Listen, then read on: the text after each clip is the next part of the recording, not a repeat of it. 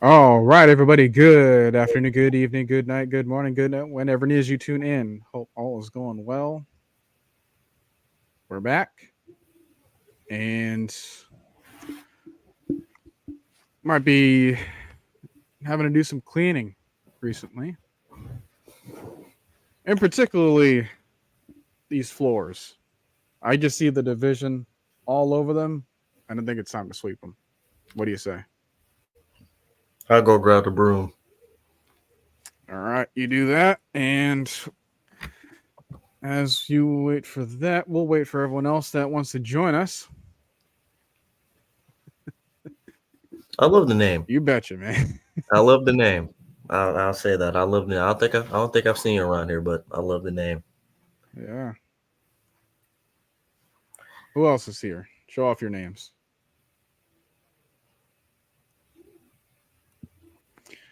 All right. So that Jets game. Well, it was a game. There was four quarters. There was yards that were game. There was at halftime. There was definitely one touchdown. Um, The only touchdown to our third string tight end. But hey, points are points. I don't care who scores them. yeah, Chris Lynch can go score us a touchdown tomorrow. I don't care as long as we win the game. heck, I love that. But then we're like, but my fantasy team. I don't care.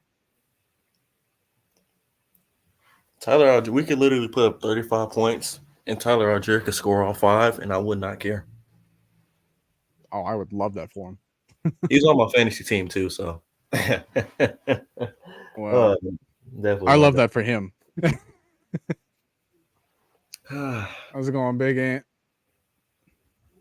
Hmm. Nice of you to join us all. Ooh, man. We were just talking about before the show started about like how important this game is going to be down the stretch to take care of this kind of game now. So how are we feeling? Those of us that have been around these having these other conversations, I keep missing them, but I Man, know some of you guys haven't. I think other than Carolina, because obviously they aren't fighting for anything at this point, but they don't have their number one pick. So let's all laugh at the Panthers for 5 seconds. Oops. Yeah, good to see them struggle. But yeah, fighting for the Bucs. I mean, fighting with the Bucs, fighting with the Aints. Um, both of those division games are probably going to be important to if we're even in the playoffs or not, because it's looking like 9-8 is not going to. Well, it might get a wild card because both of the teams in the 6 and 7 seed are 6-6 right now, and both have a good chance of going 9-8. So, um, it's probably the most important game for right now. And I'm not going to include the Saints game because we don't know if that game is going to even have playoff implications if we do what we're supposed to do over at least the next 3 weeks. Um, um, so as y'all all know, this game is again 7 weeks ago played them for first place, won the game. 7 weeks later, playing them for first place because Carolina blew it once again. Um, Very important game because one, it would give them the division. Two, we will be tied in division wins as far as our record because we are 3-0 right now, but the Bucs are 2-1 with their only loss being to us. Um, they swept the Panthers. I'm pretty sure. No. They still have to We got play to them. face them again. Yeah, in like 2 weeks. I think 2 or 3 weeks. Um, I mean, it's Arthur Smith has pulled out his best against all his division rivals. I will say that every game. It's just the execution part that comes down to it and the turnovers. Um, Yeah, yeah. This game is really, in my opinion, like everybody's been saying, and I've heard this in interviews. This is like another playoff game to them because it kind of is. Because it's if you stay or not, to be honest. And I know you can say, well, you still got 4 weeks left. Well, those 4 weeks become even more crucial because now you feel like you can't lose any of them. Now I can say like, okay, if we go into the if we're going into the Saints game at like 5-0 in the division, we're 9-7, but they're 6 and or 5-11. We're still gonna make the playoffs. It's just, well, you know, do you want to make our record look worse or better going against Dallas or Philly? Um, but um, yeah, yeah. This I feel like this game is probably the most important in the next 5 weeks, just because it has the most playoff implications as of right now. And it's also our opportunity to have our first 3-game win streak since 2019. Once again, um, last time we had the opportunity, we went against the Lions, and we all know what happened that game. So I need to talk about that. But Noah, how you feeling about this one? How we feeling? So, in order to understand our full feelings about this, what I want to do is kind of review the last matchup that we had against them, Okay. and some really interesting things were said about there. Now, I told this to Trey, but when I was looking at just a couple of basic stats for that previous matchup, I noticed that our time of possession was almost sliced in half amongst the teams. Like we had 29 minutes 59 seconds. They had 30 minutes 1 second. Like you could not get any more split than that. Um, so that didn't tell me a whole lot. What I then went to was how are we on third down? Well, we were 7 for 13. They were 6 for 12 against us. So just over halfway for us and exactly half for them. They did have a fourth down conversion, which we stopped. And I will say this too. They had 20 rushing attempts for 73 yards, which sounds okay. But then you remember that Baker Mayfield at the very end of the game had like a 30-yard scamper. So that was almost like 19 rushes for like 40 something yards on the entire day for them. That's So the about ground game isn't really much to talk about for them. now. They I did will pass a little bit. Oh yeah, that was what was kind of killing us. I will say this though about the ground game. We are missing the two pieces that kind of killed that run game last time, and that is Grady and Onyemata. Both of those guys are out. But True. we still do have Kentavious Street, who has stepped up a lot. Taquan Graham did step up a lot. Bud Dupree and Calais Campbell always show up in the run game, so I'm not really concerned about that. But Grady and Onyemata were very big pieces to stopping the run that last game. Yeah, we will be getting AJ back. Um, I think word's probably still out on Okuda, although given the fact that, and we said this last week on during the last week, like, hey, I want Clark Phillips to get reps on Garrett Wilson in any way that I can, and that's exactly what happened. Now it did take a few injuries in order to get to that point, which is unfortunate, but I liked what I saw. Like I don't know about you guys, but I thought that he stepped up pretty nicely, considering that Jeff Okuda got cooked. Probably a third string wide receiver.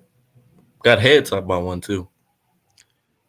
Yeah, I was like, dude, this guy was undrafted. You're the third pick overall in your own draft. Like, this should not be this close.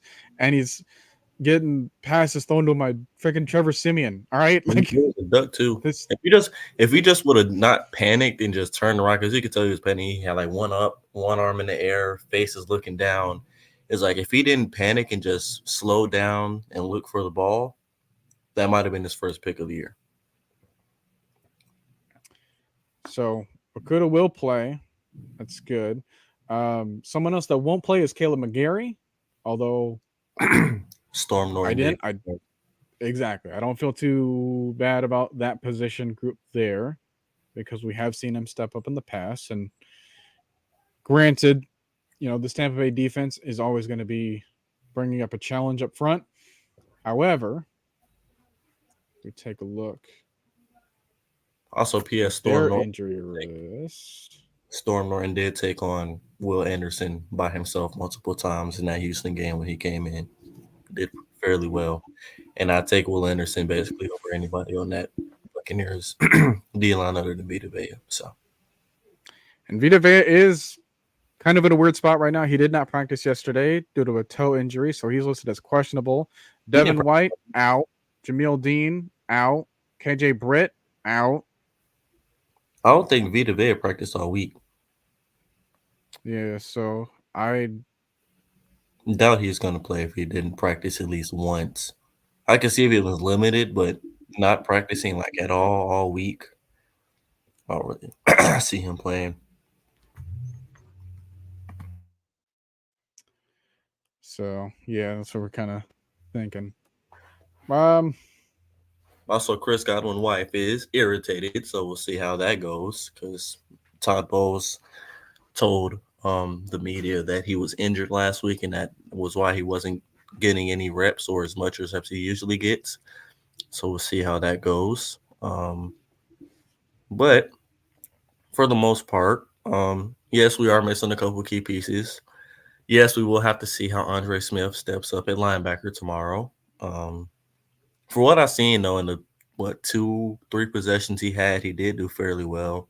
Should have had a touchdown, but they blew it dead. So, and we'll see how that goes. But yeah, Storm, not really concerned about that. Andre, I am concerned about that. I don't know, because Nate, you don't find undrafted linebackers that just go from being a third string linebacker into a starting caliber linebacker the next day. At least not that often. Yeah, not that often. Now we have done it twice in the last 6 years. Foyer, 6th-rounder, Nate Landman, undrafted. So we do know how to find a linebacker. I can say that. If we don't have anything, we have linebackers. But yeah, who else? Yamada. Taquan Graham and Kentavia Street did pretty well. Huggins did pretty well. I haven't seen Timmy Horn, but in one game, and I think that was the Arizona game. So he might get activated tomorrow. He probably will for more depth. I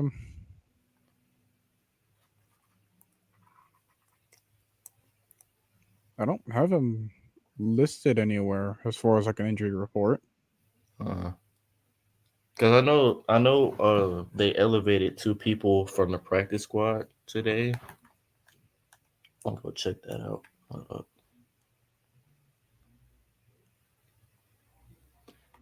Yeah, can certainly agree on that. It's just long term, when we get a bigger sample size, I want to see what Andre does. Yeah. But I like the trust in them, and even if that's not the case, like if he kind of struggles in some areas, we can go back to our 3 safety look and then kind of put Helms as a box. And Richie, both of them were good tacklers. Yeah, so I trust that. Maybe Helms a little bit more. Oh yeah. Yeah, Helms was known as a how do you say this? A headhunter back in Alabama. So it's not really all that surprising to see him going out there again. And every defense really needs that. They need that one headhunter. I mean, everybody can count as one because everybody has to tackle, but now there's a difference between a headhunter and Kareem Jackson. All right. Yeah. He's a fine hunter. He hunts fines, 40,000, 50,000, 100,000. He just wants to find all the fines he can. But yeah. Either that or you got like the ejection guys like Quay Walker. The other season where he got ejected twice. I thought it was 3 times. Well, no, he got targeted for helmet to helmet. Flag for helmet to helmet one game, I think, was that against the Lions? Might have been. Sounds familiar. Stuff like that always happens against the Lions. Yeah. But yeah, I'm not really all that concerned. The one thing I do notice, they did, and Terry Fontenot has signed a lot of depth this season. It may not be the best quality depth, but he has signed a lot of depth for situations like this. So I kind of like it. Also, MetLife Field, I hate you. I despise you. Yeah, we are. We already know that was, like I said, like that was a half of our segment last week was like, all right, who's getting hurt? What's going on, Night Rider? Enjoying your tracks that you make, man. Man, oh man. But yeah, let's get to this first subject. Well, not the first, but yeah. Um, so Yeah, going back over to that game, we had 400 yards of offense.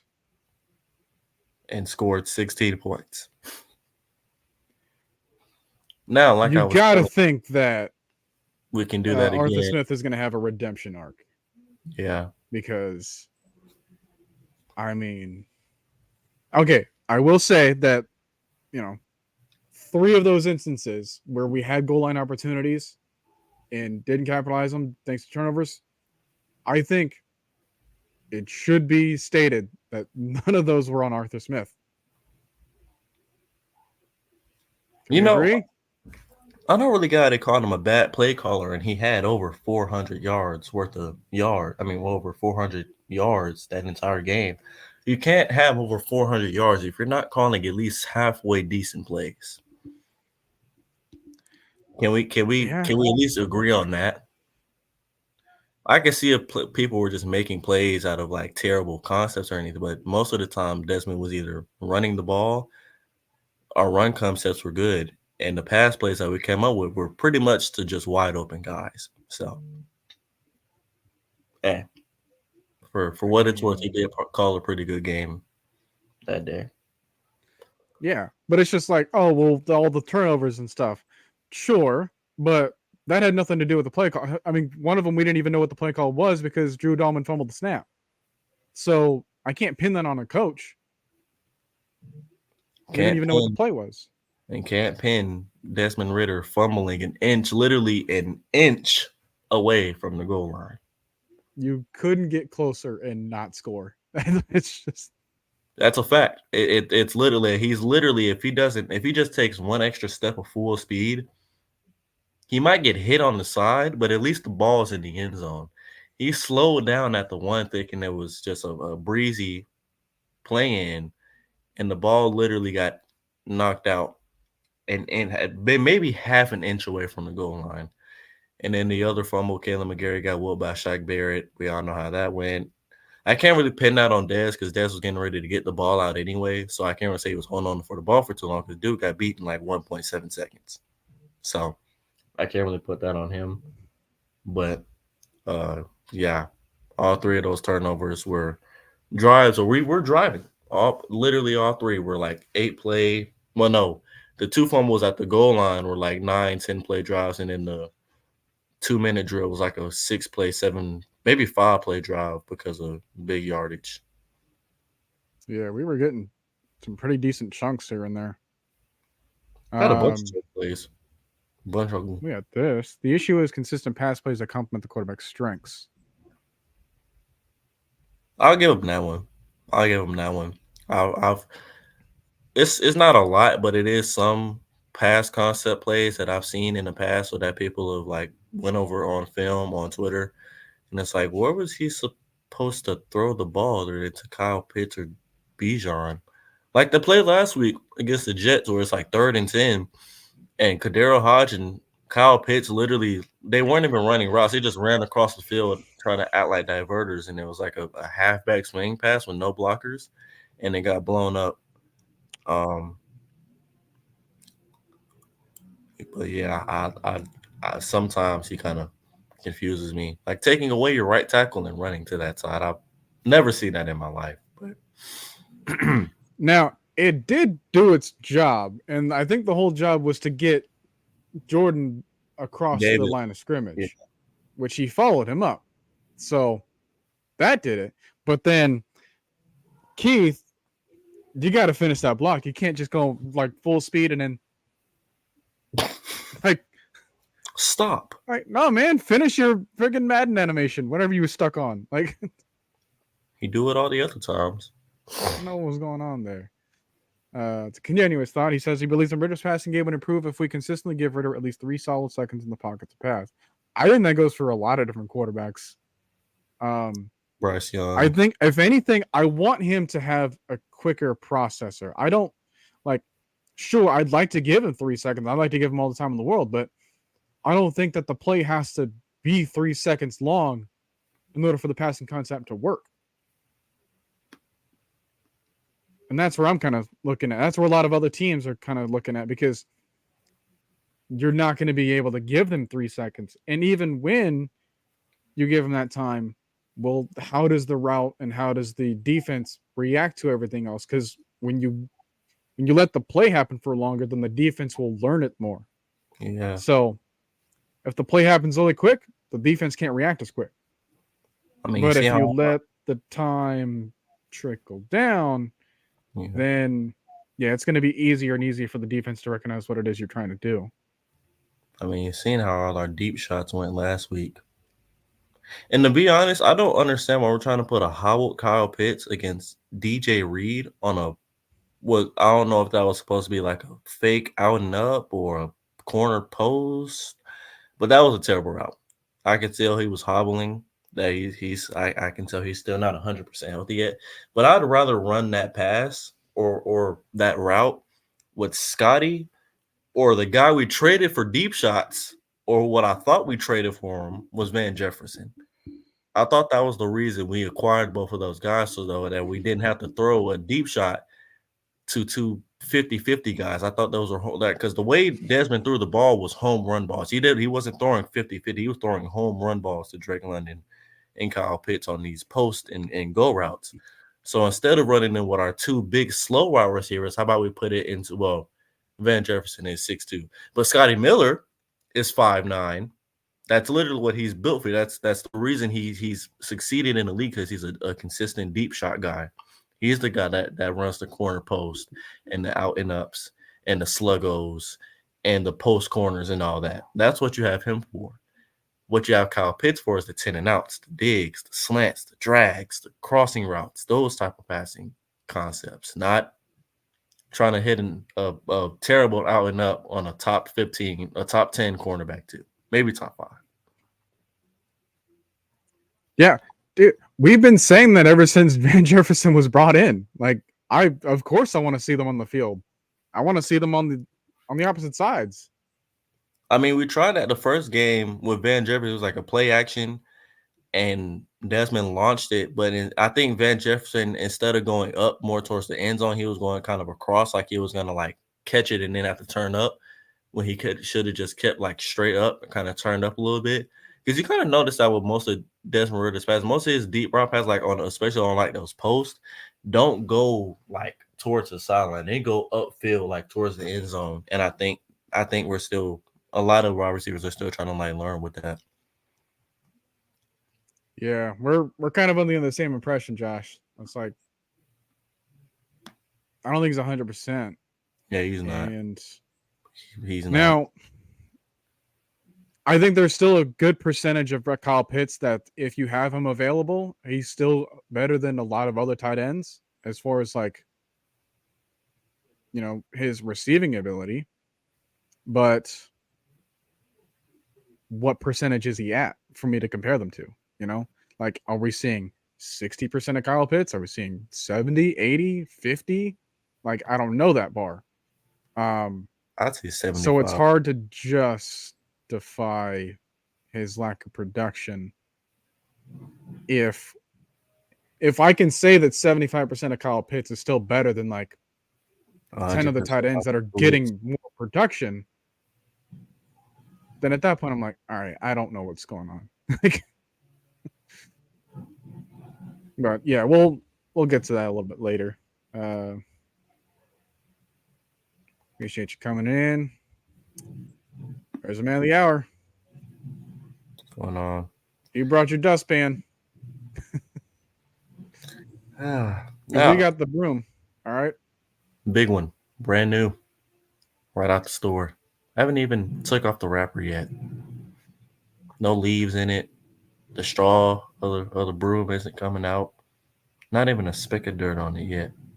Brand new, ready to sweep up red and white with a little black intended, just a tad bit, because I think our eyes are black. But let's go to the defense. Reviewing. Um, they, of course, we all know they did a pretty good job. If you can hold any team in this league, it does. I don't care who it is. If you can hold any team to 13 points, I think you've done a pretty good job. They didn't really give up many big plays. I think I can really only rename three big plays or chunk plays that went like 20 yards deep. It was the Chris Godwin out route that went for like 42 yards. Of course, Baker Mayfield's 40 some yard run that he had at the end I of think it the was game. like 31, Yeah. 32 or something.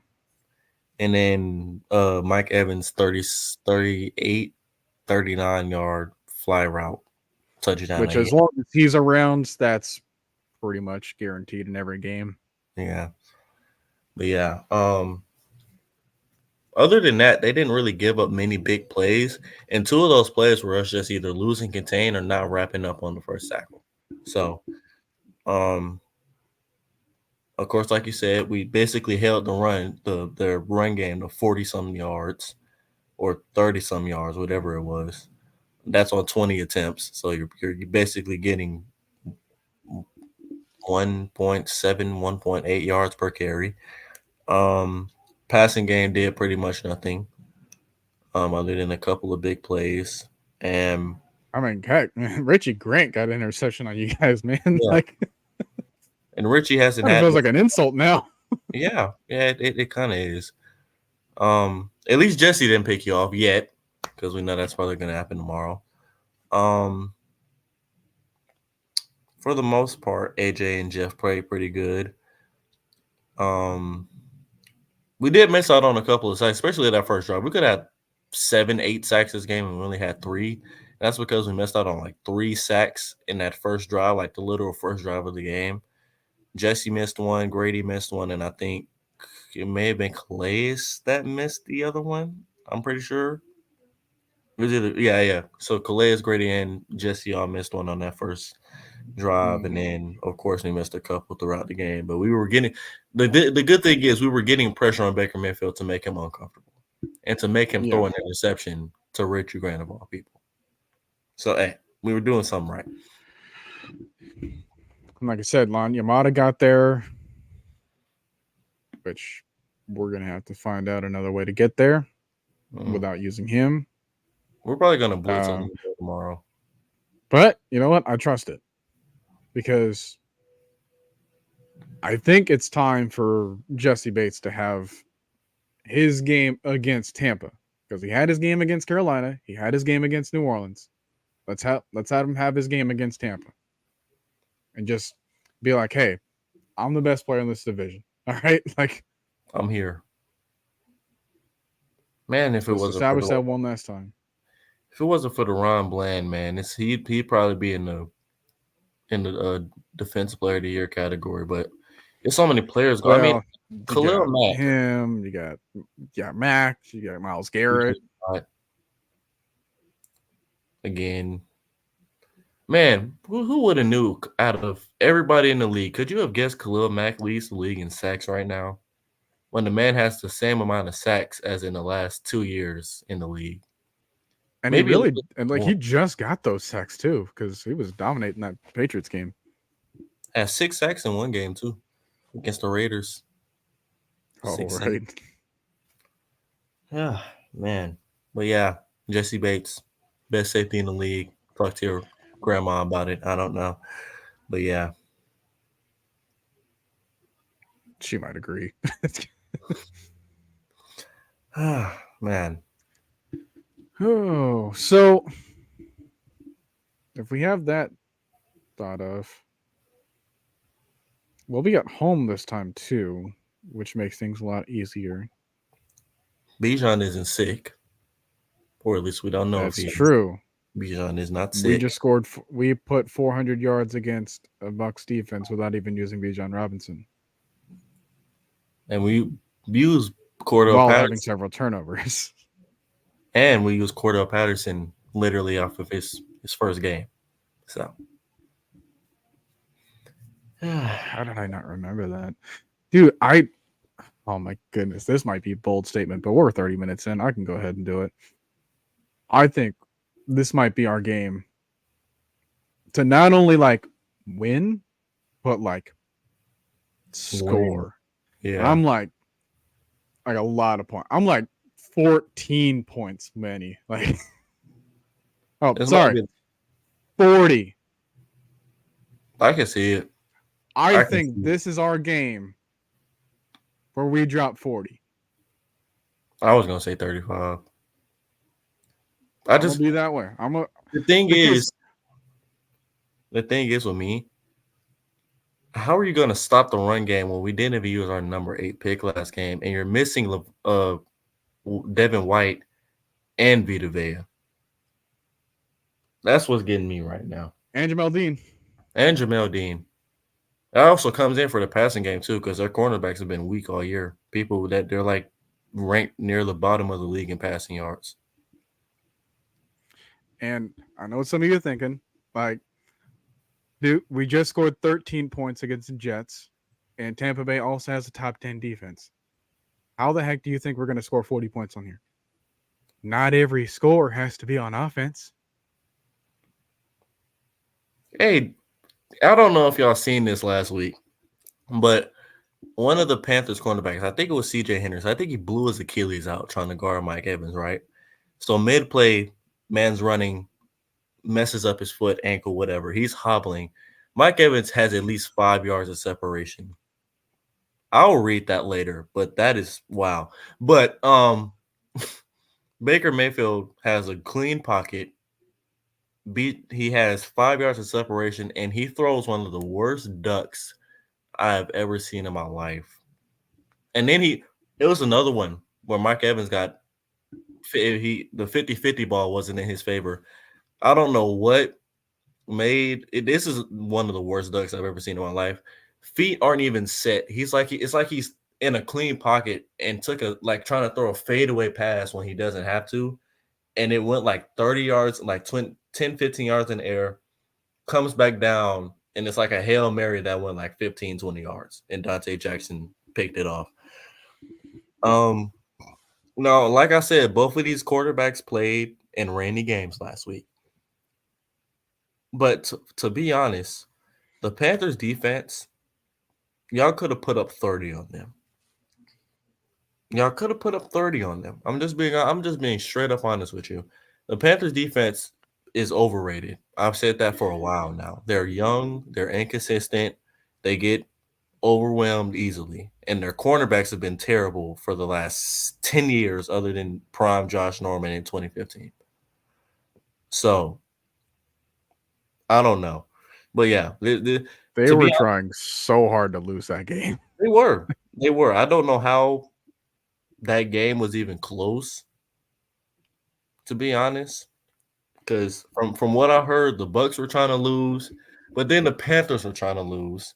But then the Bucs like, no, man, I want you guys. No, you have it. You have this win. You only have one win. No, I want you guys to have it. So I don't know, but to be honest, I feel like this is a game we put up 30. We haven't put up 30 all year. The highest amount of points we put up was 28. Was it 28 against the Vikings? Yeah. Yeah, so 28. This is the game I feel like we reached 30. Because to be honest, last game against a fully healthy Bucs defense, we literally were 2 scores away from putting up 30 again. Really 3. 3 red zone trips, all fumbles, 2 literally at the 1-yard line. And that's literally the definition from us winning that game, 44-10 to what it was 16-13. So yeah, and then who knows how our defense plays after that, Yeah. With the play calls being different. We put 16, all right? Still doesn't. And yes, we did put up 13 points against the Jets. I don't know how. Well, I don't know what that has to do with the quarterback on the other side. I mean, well, all right. Let's think about it. Okay, you guys, I think what y'all put up 21 points. Okay, so you put up 21 points against a beat up Carolina defense in a rainy game. I think most of y'all feel. I think two of your scoring drives were off of short field situations because Baker Mayfield only threw for 202 yards. Rashad White only had like 80. I think he had 84 yards in the game, 85. Um, we went up against a top 10 defense, top five actually, top five based off of talent and how they play, with a beat up Kyle. Well, Kyle Pitts has been beat up all season, so I can't really say that. But field position was not all right. I think the shortest field position we had was that fumble that Dalvin Cook had on the only scoring possession that resulted in a touchdown for us. That was the shortest field position we had. Everything else we had to travel at least 65 yards, I believe, or 60 yards. So field position was not in our favor. Um, Lost Caleb McGarry. Did lose Caleb McGarry, so the run game was not hitting like it was supposed to. So you're telling me without Mike Evans, Baker Mayfield would have threw for barely over 50 yards? Is that what you're telling me? Without Mike Evans, Baker Mayfield would have barely threw for over 50. What? Let me do that in my calculator. I feel like I'm right with that number. Hold on, because And I did that math in my head. Let me. here's where I'm saying. Here's what I'm coming in because I understand that like me saying 40 points for a team that just scored like 13 here and then over here and what feels like almost chump change everywhere else is because first off, weather's not a factor here. Second of all, we already have the yards advantage against you guys playing your defense, and now we're going to do it again. And we might not be perfectly healthy. You guys aren't perfectly healthy either. So let's not think that you guys are fully equipped to stop us. Third thing, we didn't even use Bijan Robinson. And we still put up 400 yards. How'd you let Desmond Ridder do that to you, huh? It's also the same Desmond That Ridder. was at your place too. All right. And that was with the division on the line. Here it is. All these weeks later, same story. And guess who's going to feel better this time? No headaches, no migraines, no throwing up from whatever you said what happened last game. Yes, Desmond Ridder did get benched for 3 games, but he also is the same quarterback that beat y'all and literally dotted y'all up in crunch time in order to win that game. So it's not really the biggest flex you can say. And also Desmond Ridder and Baker Mayfield, to be honest, are tied at this point from production standpoint. So you can't really say which one is better. I'm not being biased. I'm not going to say Desmond Ridder is clearly obviously than Baker Mayfield because he hasn't played like it. But then Baker Mayfield is a 6 year pro and is barely throwing for over 200 yards with, in my opinion, a top 10 wide receiver and a top 20 wide receiver. And from what I've heard, the O-line is playing better than what they were earlier in the season. So, yes, Desmond Ridder did get benched. Also, the same quarterback that beat you. So, not really the biggest flex you thought it was, my boy. But yeah, I feel like, because I've seen this, I feel like Bucs fans for some reason are taking us like a backup game. Like this game is just going to be some ticky tacky. Oh, we're just going to blow past the Falcons. They're bad. They're sorry. Yeah, no. This is I mean, literally you can have like the same thing because if we beat you, we'll be the only division or we'll be the only team in the division to have a winning record. and be 4-0 against y'all. So, in the division. Well, sweeping y'all too. But yeah, I did the math. If Mike Evans did not play last week or didn't have those 167 yards, without Mike Evans, Baker Mayfield threw for 35 yards. That was almost as long as Desmond Ridder's touchdown. Desmond Ritter's touchdown was 26 yards last week.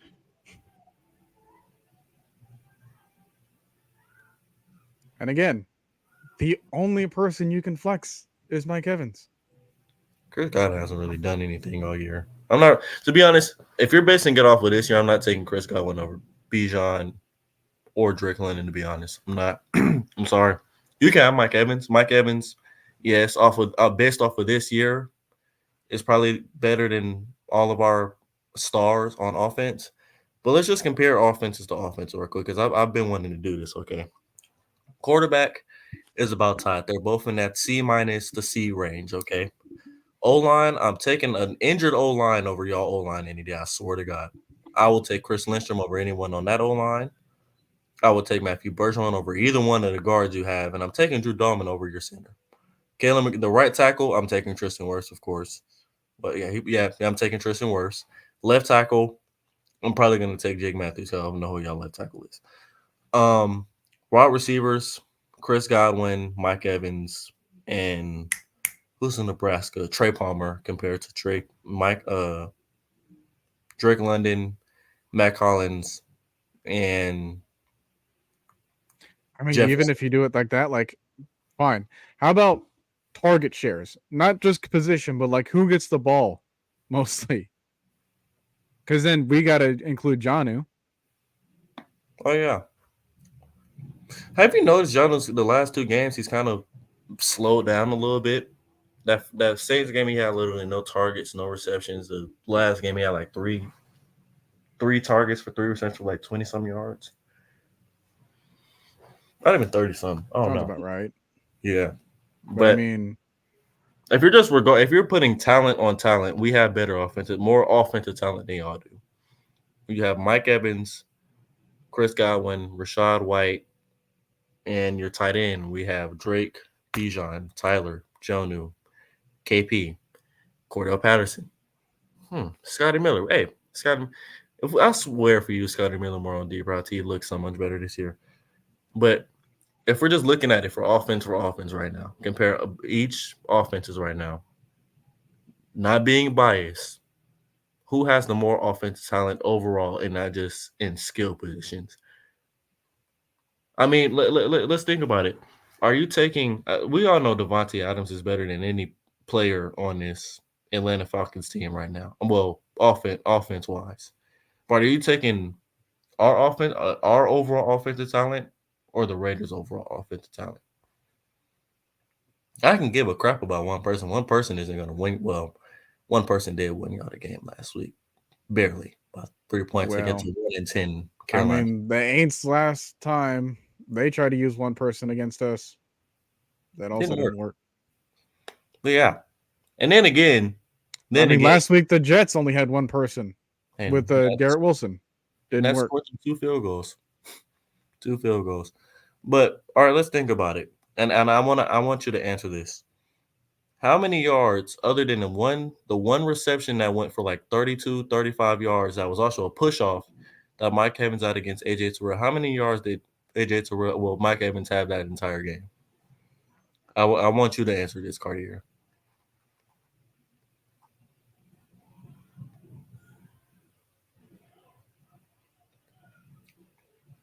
How many yards did, other than that one catch, did Mike Evans have that entire game? Against AJ Terrell, of course. Because I can tell you right now.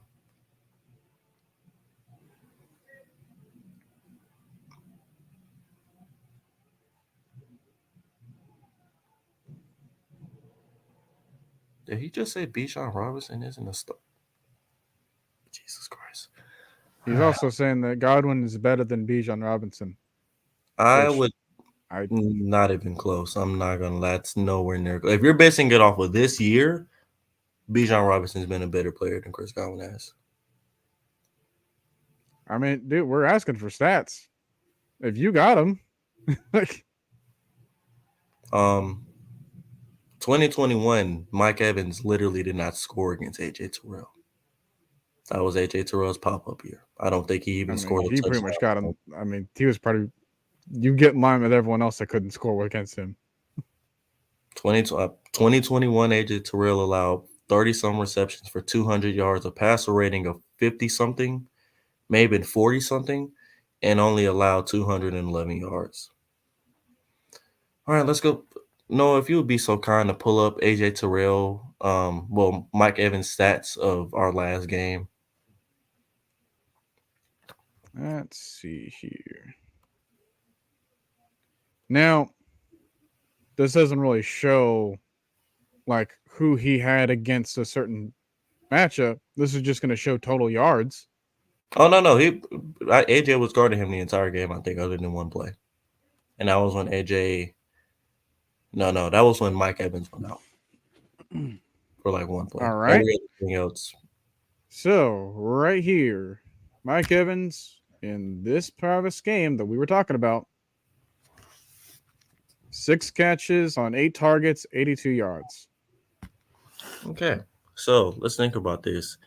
Mike Evans is averaging, I think, 90 yards per game right now. I think right on the edge of 90, if I'm correct on what I last checked, which was 2 weeks ago. So things do change. So Mike Evans' touchdown was what, 39 yards? If I'm pretty sure. I think it was like 39, maybe 35 yards. Because they had just crossed midfield like 2 plays before. Okay, so I'm going to put that in the circumstance. And remembering, if I can't remember all the times that we played zone, remembering all of his catches and his targets. One catch, AJ had the long catch that was on him. That was most likely a push off. And the reason I'm saying that was a push off is because I talked to a Bucs fan the literally week after he said that he did get away with a push off right there. Same way how DeAndre Hopkins literally tossed him out the way, and how Trey McBride tossed Richie Grant out the way. I pray to God they start calling offensive PIs. But other than the push off touchdown, and I think that was, what was that? Yeah. Other than that, and the 15-yard grab he had when we played cover 2, I think AJ gave up 44 yards that game overall. Other than that one push off, I'm not gonna count that. I'm not. I'm really not. I cannot count a push off touchdown. That's the reason I'm not counting DeAndre Hopkins touchdown against AJ. Because other than that, he really did nothing against AJ. He got targeted like 9 times, but 2 of his touchdowns weren't even on AJ. One was on Richie. God, Richie, you gotta stop getting called out for bad stuff. Get called out for a pick or something. Get another pick. I feel like you're gonna get another pick tomorrow, off of a tip or something. I feel like it's gonna go off somebody's fingertips. You're gonna be right there at the perfect time. Get a pick tomorrow, man. And then, yeah, I'm not gonna count that push off touchdown, but everything else, he basically had 50 something yards, maybe 30 something yards on AJ on like 4 grabs. Because AJ didn't guard him one time in zone on 1 catch, and then of course the push out touchdown. So I don't know, but yeah. And that's enough to quote unquote have Mike Evans paid child support. Is what he said. I can see if he went off for like a $130, like how Mike. Now I hate complimenting Aints players, but how Mike Thomas did him that 4th quarter, I can see if you said that. But then again, AJ had Mike Evans on locks that entire game until the 4th quarter, so there was none you could really say or do about that until like the last 3 possessions. But hey, I guess we'll see tomorrow. But if I'm gonna pull up these Mike Evans versus AJ Terrell stats right quick. I don't want to see if they show up because I don't want to make this conversation too long because I know we got some. Dude, that's what Trey's been saying. He's been going over the years.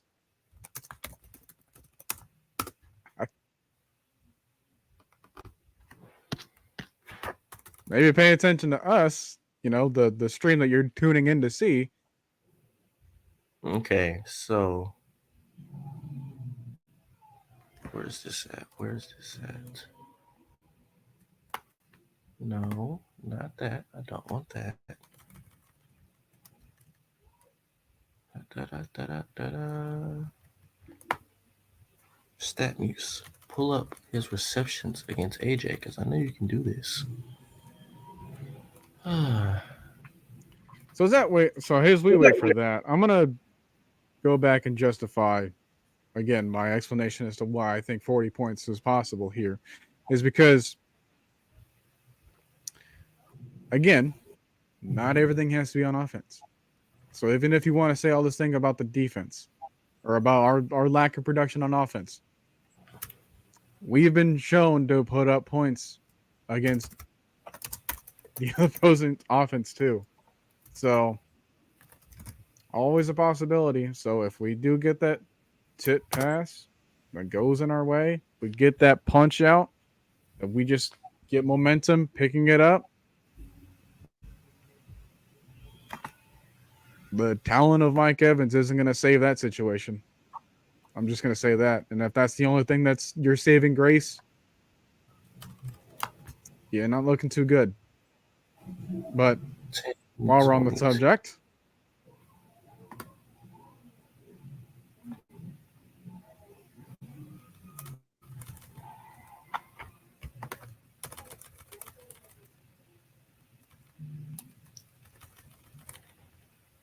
Okay, yeah. So from what I've seen, AJ Terrell is literally, I mean, Mike Evans has literally barely done anything against AJ Terrell, and that's including the years Tom Brady was here. so what are the Man, oh man. so what is it that you're reading? I'll let you say it out loud. Okay, hold on. Because I can't see it on my screen because obviously it's on your computer. Let's do StatMuse right quick. Search that right back up because I closed the tab. There we go. Or what you could do is that you could share the link in Discord, and then I can put it up there. Do that.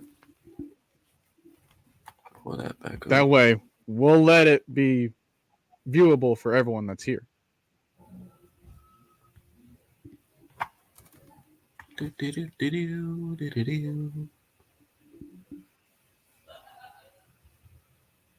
Why is it not showing I'd up? also like to take this opportunity to announce that we'll have another stream tomorrow after the game. It won't be about the actual game. We will, continue having these weekly Saturday discussions about that.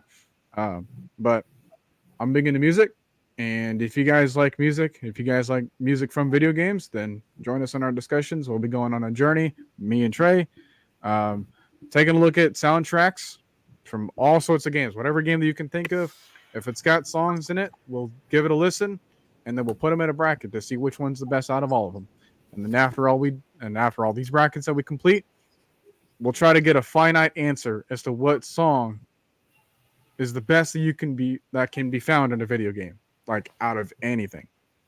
So if you want to tag along in that journey, I'll have the stream up on my own personal channel tomorrow, probably in the afternoon around the same time as you're seeing this right now, if you're watching live.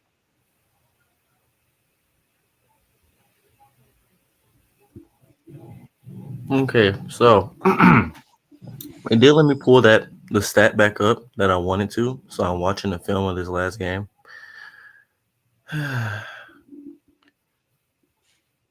If that's not the worst push off I've ever seen, I swear, Jesus.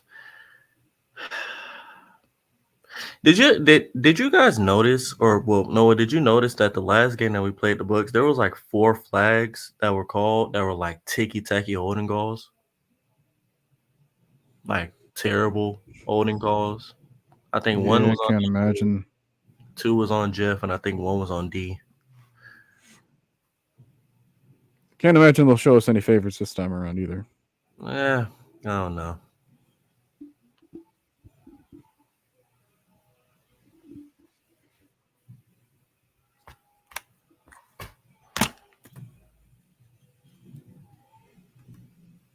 Unless if this was something that you had to sign in for. Like, was there...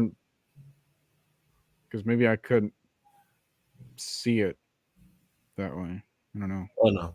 I just went on the StatMuse, and then I looked up something else.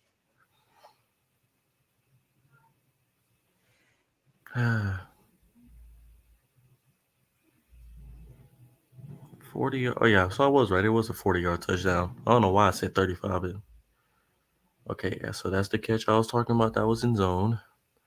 How did that even get put on here? AJ was literally 30 yards back guarding another zone. Well, he was in cover 3. Zone again.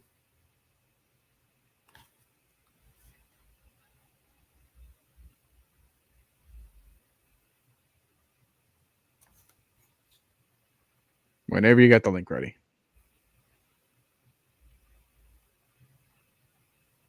You want me to send the link of the film? That's kind of what I've been saying. Okay. Hold up. That way I can show it on here for everything else. Okay. Hold up. Yeah, straps. I'm not gonna lie, I don't know how 3 of these clips got put on here when AJ was directly in either cover 3 or cover 2.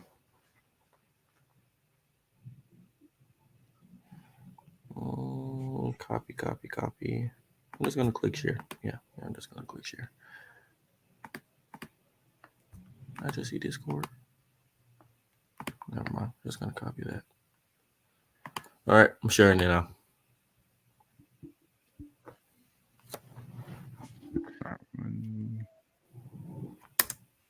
This popped up. There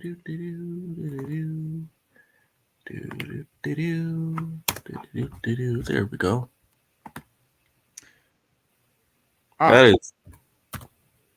That's one of the most BS. Wow. All right, it was a YouTube video. I wasn't expecting. I thought you said it was an article.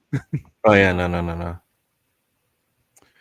Well, I'm gonna go ahead and because I don't want to get flagged or taken down or whatever kind of thing that they might do against us as we try to play it live, because I know that has some situations. I am just going to share the link in the chat.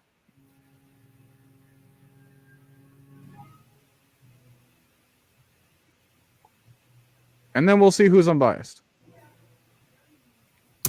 Okay, yeah. So I just looked at that entire game film of him versus AJ. Okay, so 4 of his catches were literally him lined up in zone, and AJ just came down to make a tackle. It's like he went out of AJ's zone, so there was like it was like I said, if it wasn't for that 40-yard bomb, he has 12 yards and 1 reception. Man on man with AJ Terrell, he had 1 yard. 12 yards on 1 reception. Everything else was literally AJ in either cover 3 or in cover 6, and he just had the flats in the outside. So yeah, no, I wasn't wrong about that one. That was everything else was either AJ blocking him up or literally 2 catches that he had. That one, I'll give him that. It was a nice slant route. The other one, I'm not gonna lie, either AJ tripped or that was a push off or both. But hey, like I said, I'll respect greatness when I see it. I'm not saying Mike Evans isn't a great wide receiver. He's probably gonna make it to the Hall of Fame. I've never seen a wide receiver other than Jerry Rice have 10 straight 1,000-yard seasons. So, well, I don't even think Jerry Rice did that. I think he had 14. There was a couple of seasons in which he didn't, like he had injuries in between. Yeah, I think that was a lot. Which is even more insane to think that he got 22,000 yards on years in which he could have had something more. It's either me or did he at least have what that would be like 10 100-yard games per season or 12. It'd have to be because he played for like 12 years. Just all of them. Oh, it was almost 20. Like, yeah, he had to at least have. He got drafted in 85. Retired in 2001. 6. Oh, 6. Jesus. Yeah, he had to at least have 100 yards per game. It was 100 yards per game. He had to. I think that's kind of putting it lightly. Yeah, that sounds easy. Well, what do we know? We don't look at stats, right? just like Younghoe Koo can't kick short, huh? He's perfect from it, I think, or he's only missed 1 or 2. Was it 28 or 30? 29 or 31? I remember the one he missed in KC. I think he missed that on purpose to tank for the draft pick, which, hey, we got Kyle Pitts out of it. Now, Is that going to pay off or not? We'll have to see. But, for the most part, he did miss that one. Now, as far as the other implications, because we were talking about this afterwards too, like how everyone else is going to split off after this matchup. I'm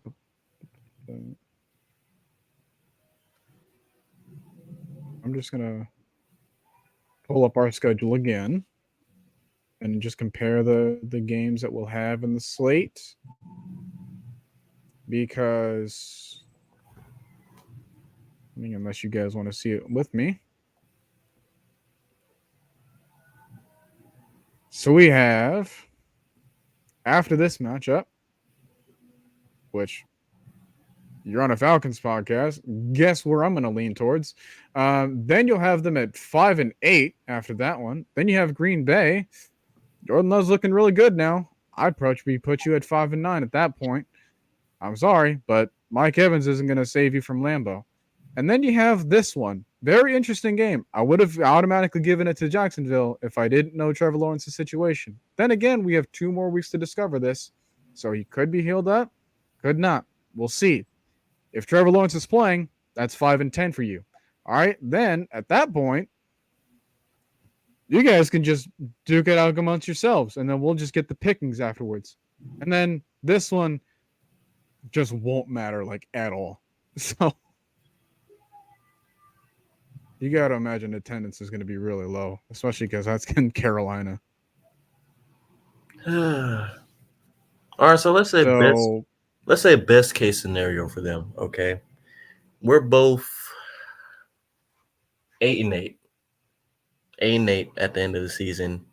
We're 5-1 in the 4-1 in the division. They're 4-1 in the division. It's basically whoever wins their game wins the playoffs. I mean, gets into the playoffs. But then again, how would that work? We both go into the playoffs at 9-8 or something. Because we'd have to lose this game, lose another game, and then win 3 straight. They'd have to win this game, lose, of course. What are they now? 5-7. So they would have, So they would have basically went on a winning streak of some kind. So then you got to put that up against us, which will have the Panthers afterwards. Kind of feels like a free slot in the bingo card. Then after here, this one actually be pretty interesting. I feel like the Colts, I don't know why, but they keep winning games. And if we get on a hot streak along with them, that should be a fun matchup in the Benz. They should then we'll have Chicago. I'd be careful about that. Because sometimes the primetime games just don't live up to anything. Then you have Falcons Bears. Okay, then you'll have that one, which, it feels like a win for us already. Wait. Who? I want to see the Bucs schedule right quick. Who did the Bucs play this year? Because he's saying their schedule. Well, we do have the easiest schedule, but he's saying it's like they had one of the hardest schedules. And who did they play this year? Did you just leave when we talked about? I just spent like 2 minutes on it. Rewind like a couple seconds on your own thing, man. Look, I was looking at a text message when you were explaining. Okay, wasn't paying attention. I just got rid of the tabs. You'll be fine, man. See, now they give me freaking. I didn't ask for the. Okay, search history. I didn't ask for 2022. 2022. How are you that wrong? Okay. Let's do this. We'll do this. And then we'll do this. Okay. Okay, so let's go from week 1. Let's just go from week 1. That would be Minnesota. Minnesota, we played them. Who did they play the next week? Chicago. Play them in 3 weeks. Then Philly. Okay. Didn't play them. Then Saints. this team. Then that team. Played the Lions. That score looks familiar, by the way. Then Very. us. Played the Bills. Okay. Then that one, which okay. I don't know how they are, especially after Sean McDermott's comment. Then that one, hey, we beat them. Then you got Okay. them. Played the Titans. Then you got them. Then you got them. Play them in a couple weeks. And then you had this. Okay, so other than all right, so y'all 3 toughest games were the Bills, 49ers, and Eagles. Our 3 toughest games were the Jaguars, Lions, Lions, Jaguars. Jaguars. Yeah. Other than that, it's pretty much cupcakey walkie mostly. Or I guess you can say our 3rd toughest game is against the Colts this year, if you want to say as a futuristic one. Without that shaping out to be. And then plus, like, you gotta first of all beat the teams in your own division. And we don't have a factor into how you guys perform outside of us. So when we beat y'all once already, then yeah, it's gonna make it seem like we have an easier way. I mean, to be honest, the Bills are 6-6, so they are the same record as us. So I can't really say that was the toughest game, even though they did take Philly to overtime. They also did lose to the Jets with Zach Wilson at helm. You just never know sometimes. So other than Philly, I can't really say y'all had a tougher schedule than us because we both played the Lions and they both did spank us. Y'all played Philly. Okay, I'll give y'all that. But y'all 3rd toughest game was the Bills, and I take the Jaguars over the Bills any day if you're talking about this year. So I don't want to see how the schedule was that much. I mean, the entire division had easy schedules. We all had a losing record last year. It was just whoever got first place was going to have the hardest schedule. Y'all sadly ended up having to get in first place last year. So y'all played a one more tougher team than we did. So I don't really see that excuse because we basically played all the same teams. We beat the Texans and the Packers. Y'all beat the Titans and the Vikings. So, you know. And isn't that what you guys would have wanted as division winners? I mean, I don't know if y'all thought y'all were gonna trade or sign for another Hall of Fame quarterback. You know, hey, You don't like I grow off said, trees. yeah, they don't. No, I believe me right now. I would love to have Matt Ryan-esque quarterback. Might have one. You never know. You never know. But yeah, you just have to see. But saying y'all had like a way tougher schedule than us isn't really that correct. But yeah, we're gonna move on. We're gonna move on. Yeah. Um, I'll let you guys have the final score predictions going on. I'll give you mine. Like I said, it's 40 points for us. I feel like this is the game where, and I'm not gonna say it's gonna be like a cakewalk game. It feels like it. It has the feeling of it. Like you don't you get a blowout Falcons win every 2 years. Okay, so before 2020 when we blew out the Raiders, our last blowout win was the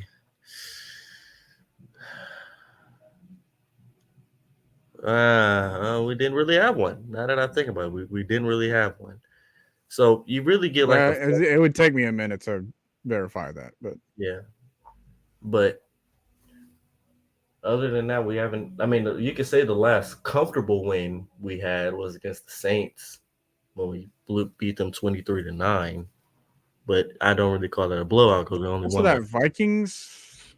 game? Oh yeah, the Vikings game. The Vikings Well, we game. We got put 40 points exactly on them too. it's like 40-20. Yeah, 40-23.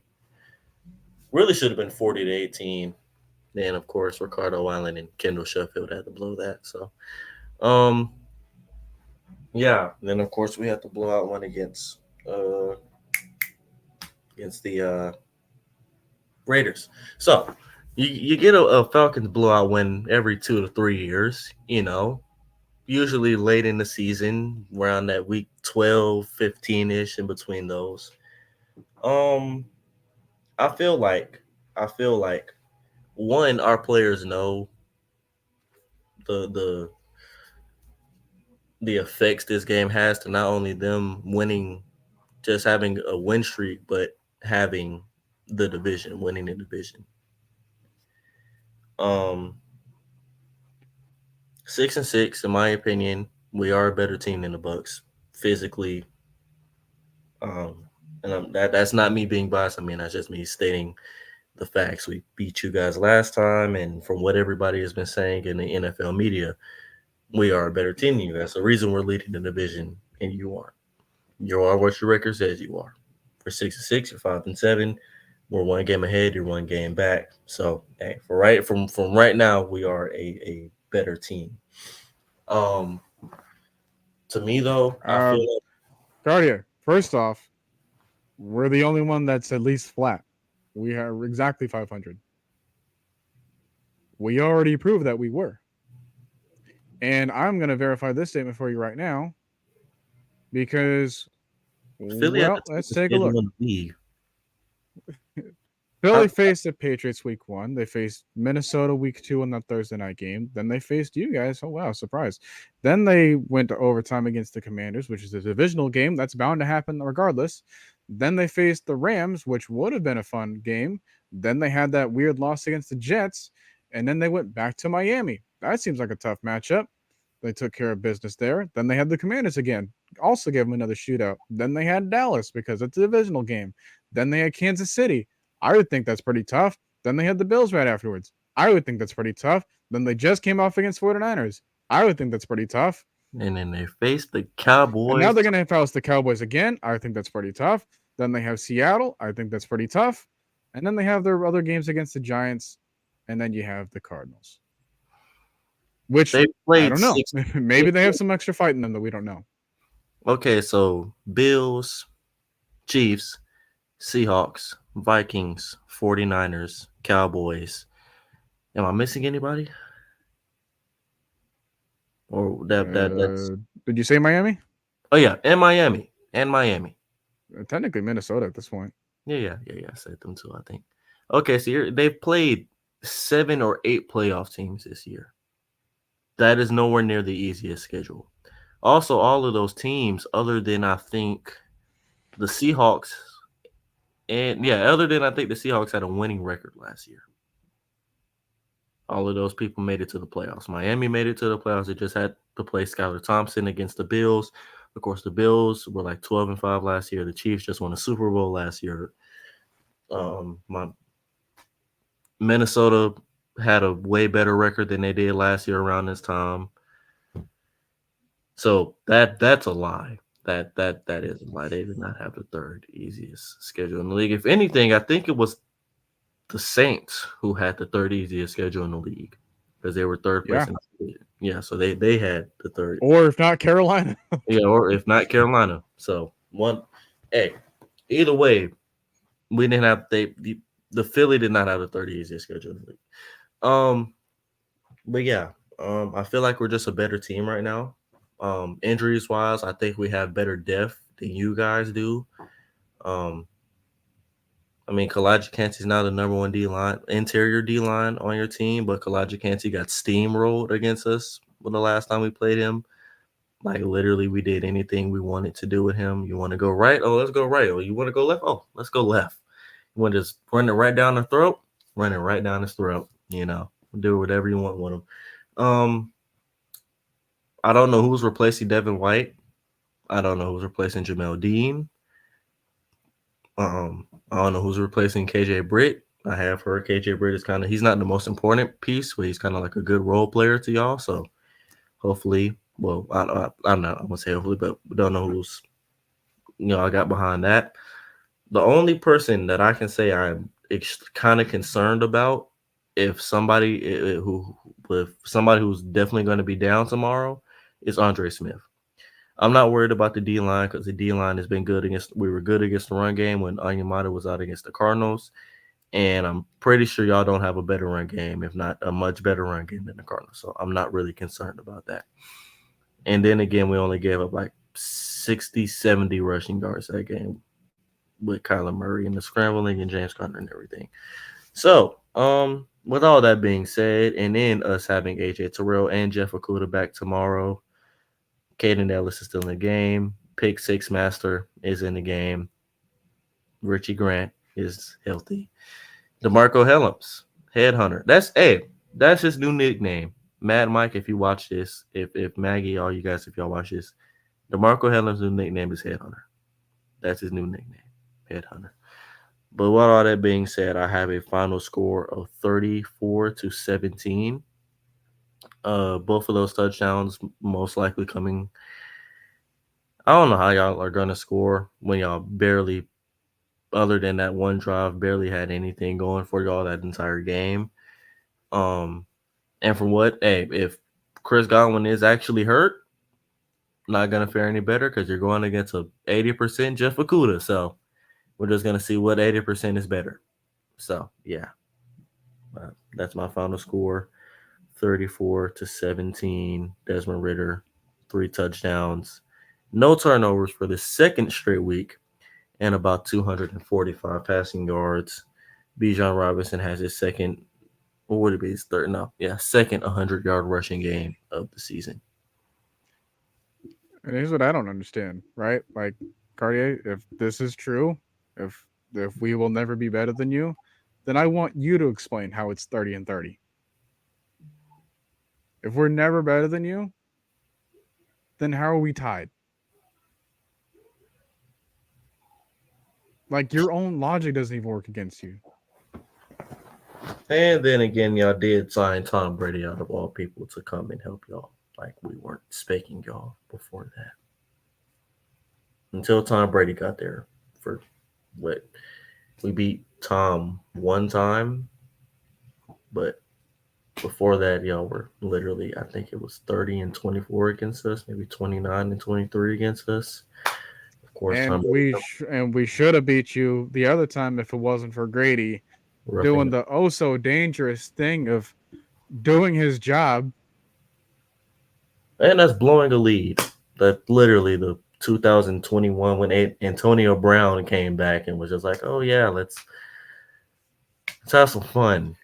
And now he wants like nothing to do with Tampa Bay, which is yes. See, I'm so serious when I think that person has CTE. Like I pray he gets some help because he's just like, if you read anything that he says on Twitter, you would you'd be like, y'all let this man get in the NFL? Like he made it? But hey, sometimes a couple of loose screws got knocked into a lot more loose screws. So yeah.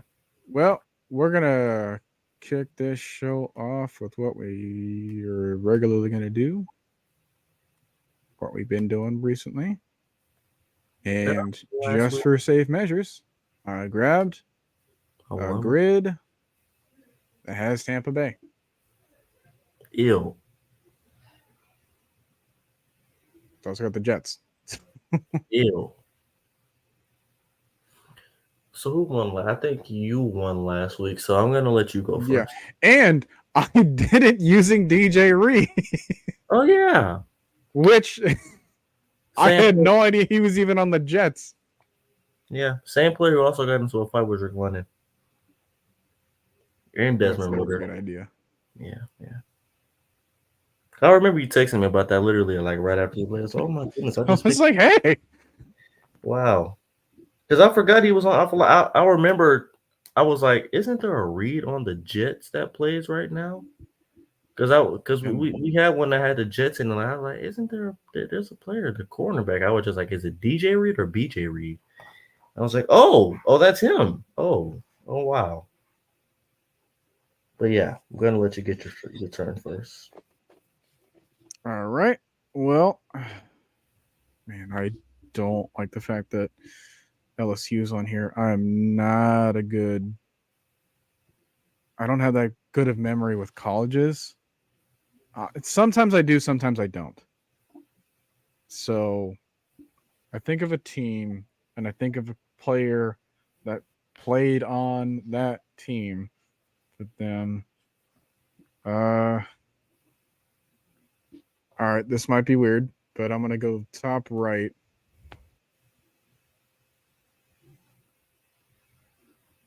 Tyler Shelvin. Boom. 0.7. Who? Exactly. D lineman that was a part of the LSU run. If you remember the picture of Joe Burrow like being held up by a player, that's That who was was holding him up. He was like 370 pounds out of college. So Oh, he did not have a long career.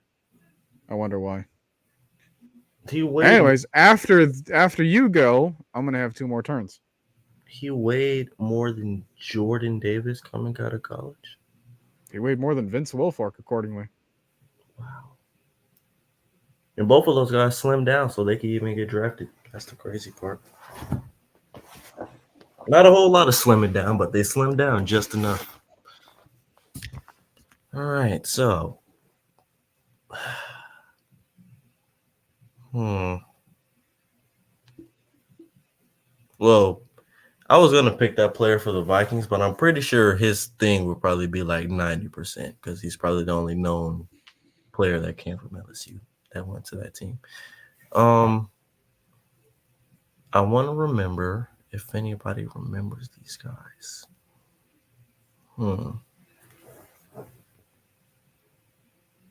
Because I'm trying to think. Like, either way,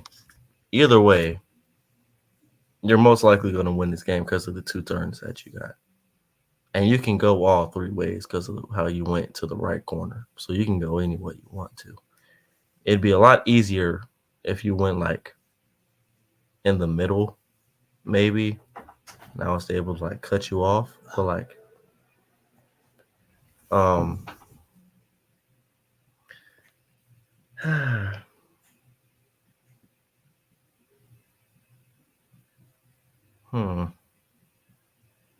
All right, I think I'm gonna go.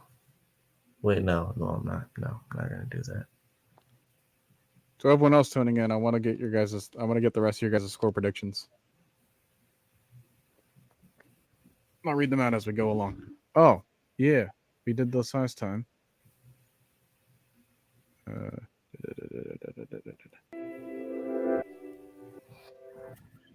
we go. Oh, there's the music. Yeah, that's why it's not just us thinking.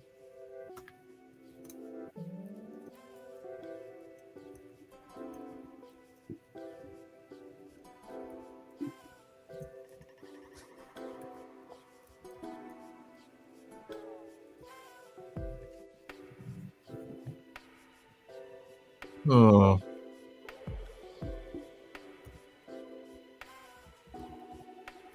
Yeah, I'm not going for that one either. Never mind. He's kind of recent. Okay,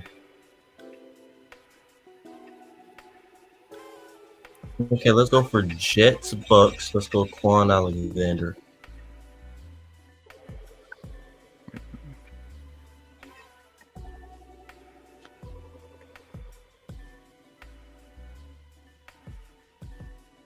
Ooh. 1%.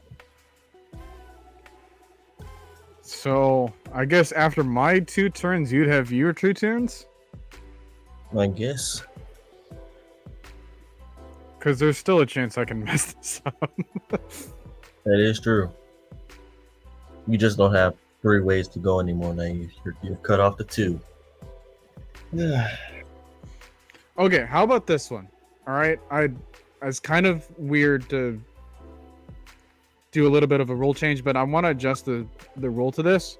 How about either you can go twice, or you can get the one guess and then be as common as you want, and it'll still go to your points. Devin But White. you can only have either or. Let's do what's common. Devin White for the Bucs and the LSU. So it was still my turn afterwards. Should have known that one. All right, I can think of somebody else though. At least I know that we have that now. At least I know. Yeah. But let's do it. We can only do that for one of our turns though. Can't do that right. for both. Yeah. Okay. No, I think that instead of having 2 turns afterwards, we will just have an opportunity to just guess an obvious one. Okay. So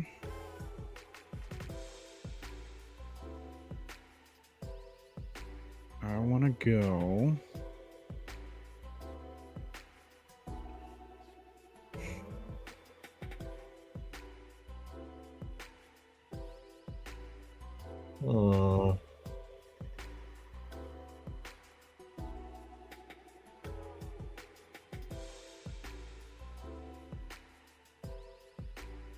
Now I'm kind of thinking because like you did get one wrong last week.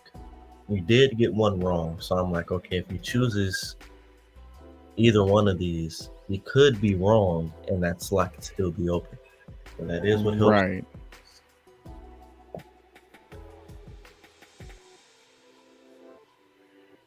And again, I still can't get over that, like, because the mid 2000s Patriots had the same friggin' color scheme as the mid 2000s Texans, and They that's did. how I got tripped up over it. We all have our days, man. Oh, I'm really curious about this slot.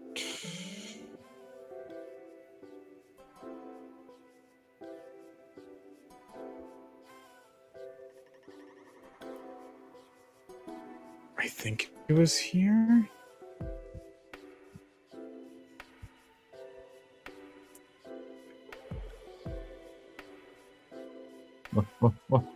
Dang it! Tyler Eifert? Tight end? Yeah, that's a tight end. Ooh. Okay, so yeah, I'm gonna dang it. Okay, because I don't know how well your Bengals Jets combo is. That's why. So I'm like, do I either try to block him off? Because if I do block you off, I can still go for the win at the bottom. But I'm like, true. That might be the better option. It's just I don't know. Because I know because you rarely, and that was like one of the first times I think you've guessed a player wrong while we've been doing this for like the last 4 weeks. I think that was like maybe the first or second time you picked somebody wrong. So the data doesn't say that you'll get this wrong, but you could. There's always a chance. Right. So I'm gonna go one more time. Okay. Because I had that option.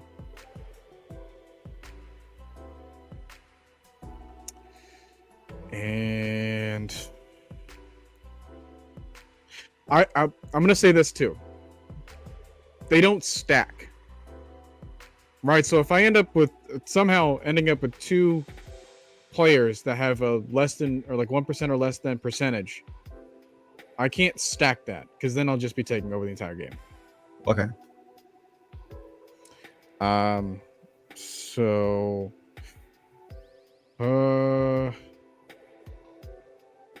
you said Devin White, but I'm not gonna take that route. I'm gonna take was he all right, cool. Russell Gage. I forgot that he played for the Bucs still. Okay, so I still have all right, so now you have 2 turns. Okay, so obviously or you can or I can what? Like go for the obvious one, but I don't even know if that helps you. True. Because the obvious one I only have that'd only be 1 turn, right? Yeah. Okay. Yeah. Which means I would go again right after you. Yeah. And then even if I did go right there, I can't even win the game off of that because you have Tyler Over. Right. Okay, so hmm.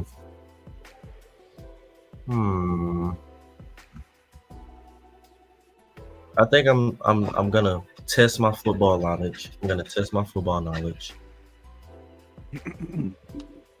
And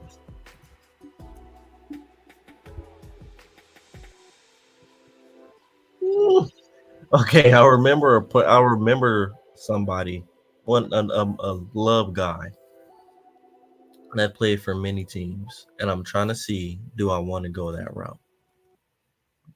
Do I want to?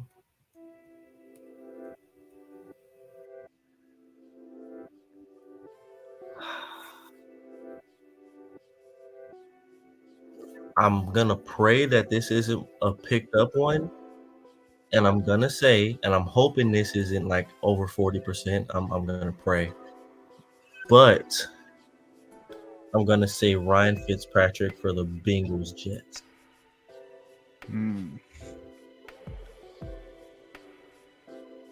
Please don't be high. 23. Yes.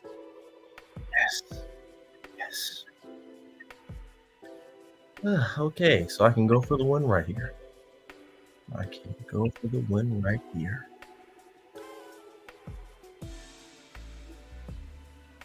Or do I want to cut? No, I'm not gonna cut you off because even if I did that, put somebody right there, then no one wins the game. Well, no, I still could win the game, but it'd be a low chance of anyone winning the game. So I'm just gonna try to go for the win.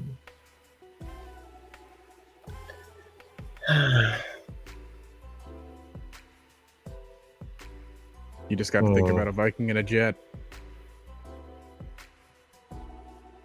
My goodness. Oh, Dalvin Cook. I was literally just about to say. Holy. Now all we got to do is hope that this isn't hot. 31. Yes.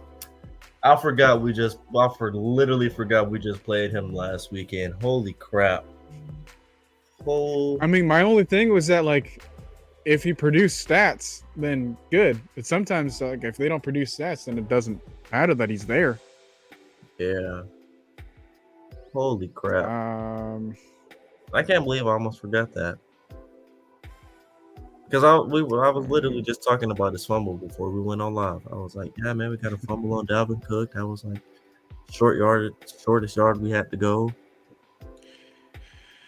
Because I remember he was a Viking. I just forgot he was on the Jets this year because he's literally done dirt to nothing. Yeah. Well, let's fill this thing out real quick then. Yeah. I mean, if you want to, do you want to still go for like scarce or just going for obvious ones? I'm just naturally going to lean that direction. Okay. But if I run out of like options, I'm like, I just have no other choice because I don't want to waste a guess. Yeah. So let's fill the Vikings LSU one up first.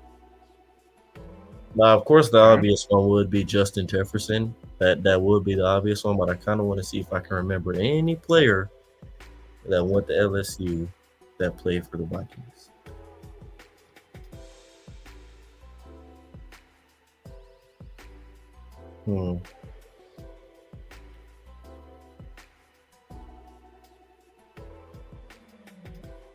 I don't know why I was about to say Odell Beckham Jr. I don't know why I was about to say that. There's a lot of LSU greats. I don't remember them. It's just they didn't play for the Vikings at all. Like, didn't even.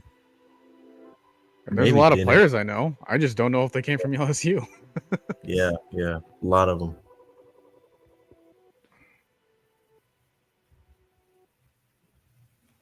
Because they had that stretch of like where they were pretty much dominating the couple of rounds of the drafts.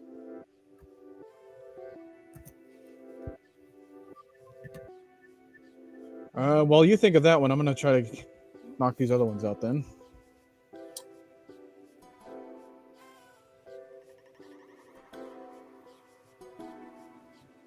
So I'm gonna find some Jaguars here.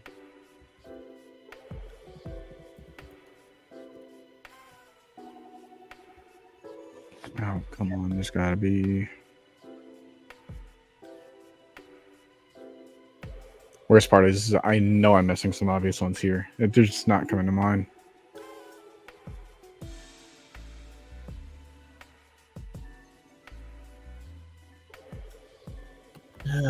I typically think of quarterbacks.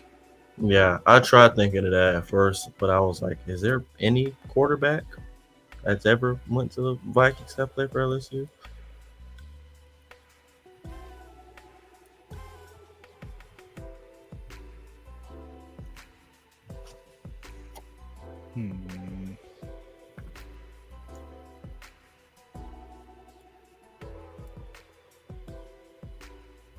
I don't know. We got 20 people watching. Do you guys think of anything? Oh, Hunter? Jesus. Yeah, Daniil Hunter. He went to LSU. Really?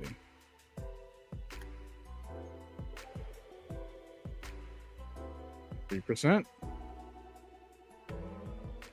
97% of that is going to be Justin Jefferson. Yeah, that was.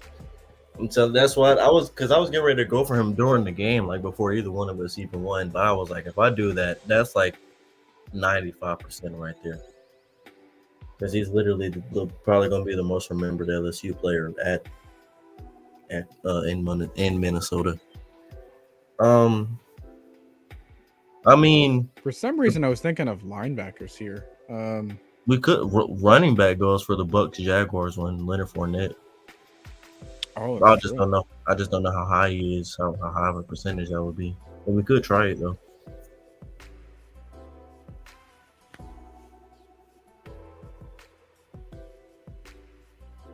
$47. Okay, decent. If we use that in the actual game, that would have given us the other point. And then, so who's the other 53 going to? Unless he's like the most of it. Yeah, it could have been like split majority. Yeah. Viking that played for the Jags that played for the Vikings.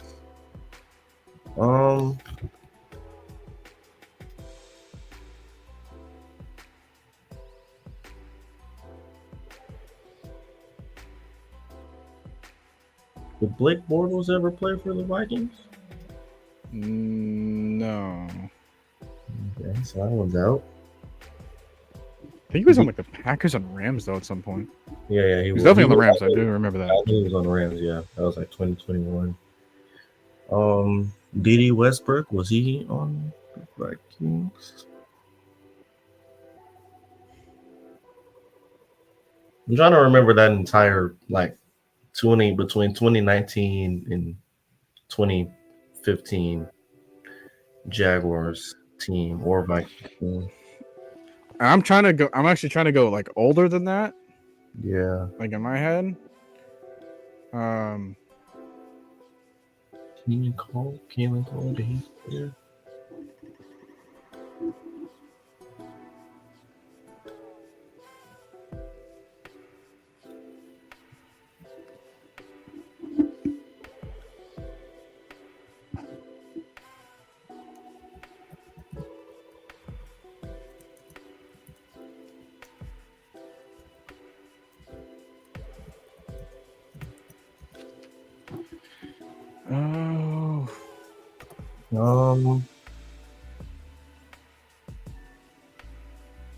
Yeah, I'm trying to think of like. Yannick Ngakoue. Yannick. He must. Oh, wasn't he the midseason trade? Yeah. Or was that to Baltimore? 41. I think so, right? Yeah.